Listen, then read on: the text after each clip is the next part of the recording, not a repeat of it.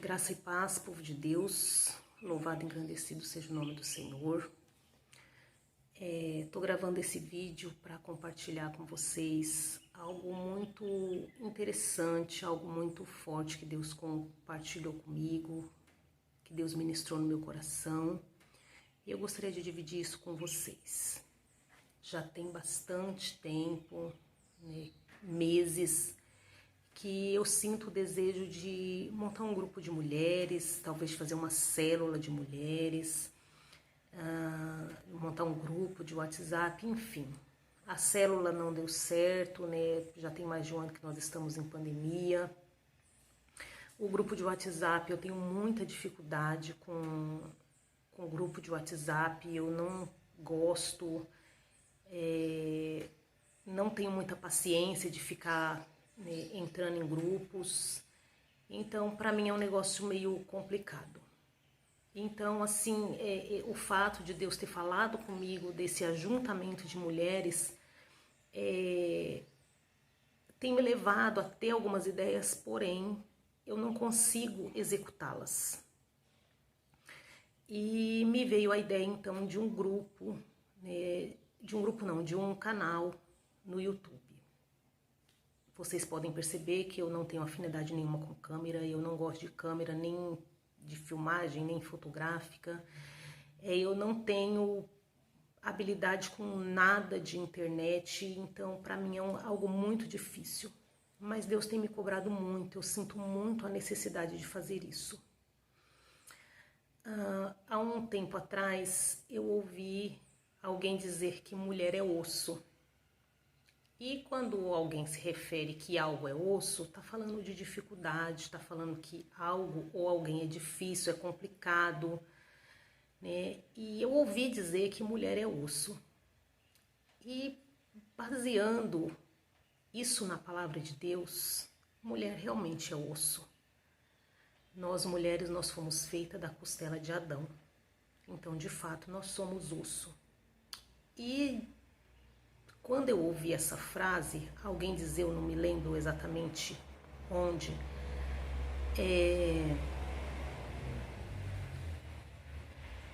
a minha mente me levava na criação do homem, na criação da mulher. E isso vem martelando na minha mente já tem um tempo. Mas há um mês atrás, exatamente no dia 4 de fevereiro desse ano, eu acordei na madrugada e o Senhor me trouxe à mente Ezequiel 37. E eu comecei a pensar, né, no que essa passagem fala. E Deus começou a ministrar algumas coisas no meu coração. Mas eu não levantei para orar, eu não levantei para meditar na palavra. Passou alguns minutos, eu dormi novamente. Na manhã seguinte, o Espírito Santo, glória a Deus, me fez lembrar disso, né? Porque tem coisas que acontecem na madrugada que pela manhã você tenta lembrar o que aconteceu e você não lembra. Pelo menos acontece comigo. Mas o Senhor me fez lembrar do que tinha acontecido, da palavra que Ele me deu. E eu fui meditar em Ezequiel 37. E Deus falou grandemente comigo com essa palavra. Essa passagem ela é muito conhecida, ela é muito pregada. Já vimos várias pregações sobre Ezequiel 37, mas o Senhor ministrou algo muito, muito, muito especial no meu coração. Especial, pelo menos na minha opinião. Eu vou ler aqui Ezequiel 37, não vou ler todo, né, para mim ganhar tempo, para o vídeo não ficar tão longo. Mas eu vou ler alguns versículos apenas. Ezequiel 37, a partir do versículo 7, diz assim: Obedeci ao Senhor e disse as palavras que ele tinha ordenado. Enquanto eu ainda estava profetizando, comecei a ouvir um barulho estranho, barulho de ossos batendo uns contra os outros. Os ossos estavam se juntando, cada um ocupando o seu próprio lugar. Quando olhei novamente, os ossos foram cobertos de tendões e músculos, de carne e depois de pele. Apesar disso, os corpos não tinham vida.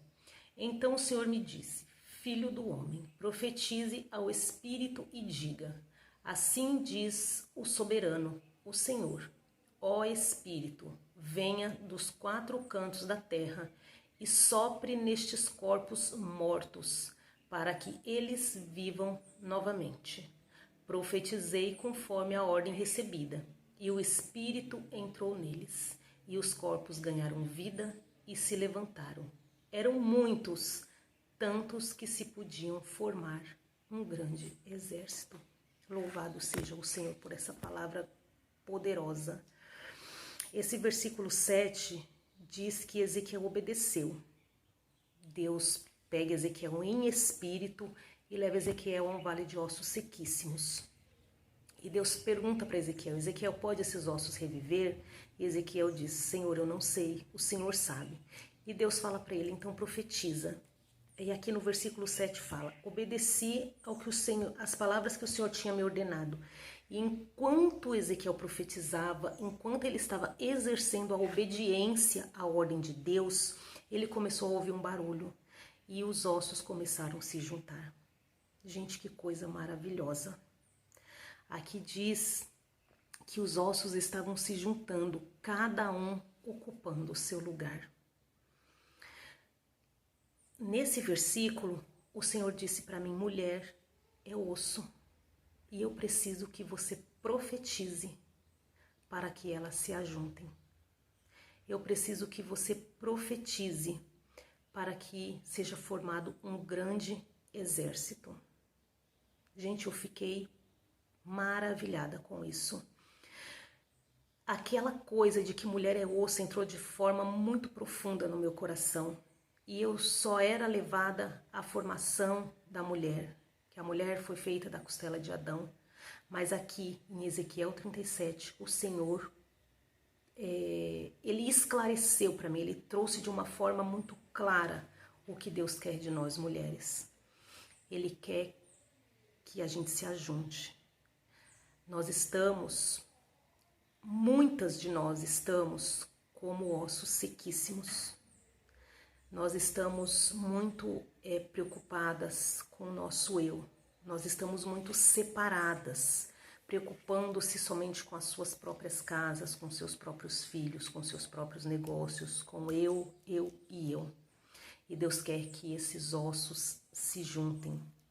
Muitas de nós estamos sequíssimas, mas o Senhor quer que a gente se junte para que Ele coloque em nós carne, tendões, nervos, músculos, pele e sopre o Espírito dele em nós.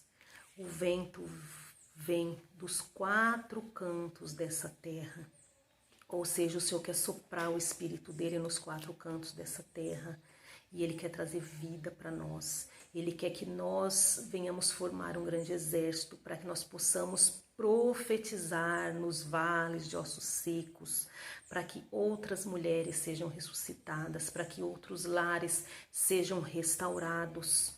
Nós estamos vivendo dias muito difíceis, dias nos quais a gente tem visto muitas famílias destruídas, muitos casamentos destruídos, e não é esse o propósito de Deus.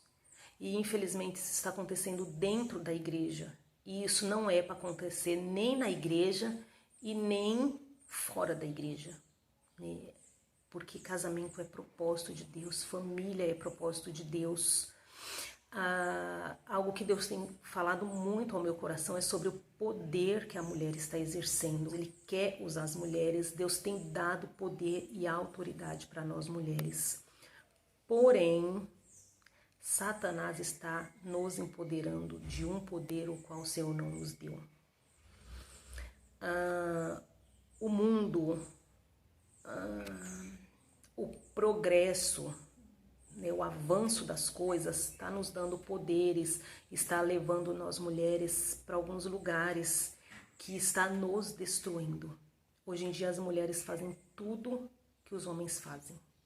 Elas são policiais, bombeiras, pilotam avião, dirigem caminhão, enfim, apitam futebol, jogam futebol. Então nós mulheres estamos ocupando espaços masculinos. E Deus, ele não nos chamou para fazer o que os homens fazem.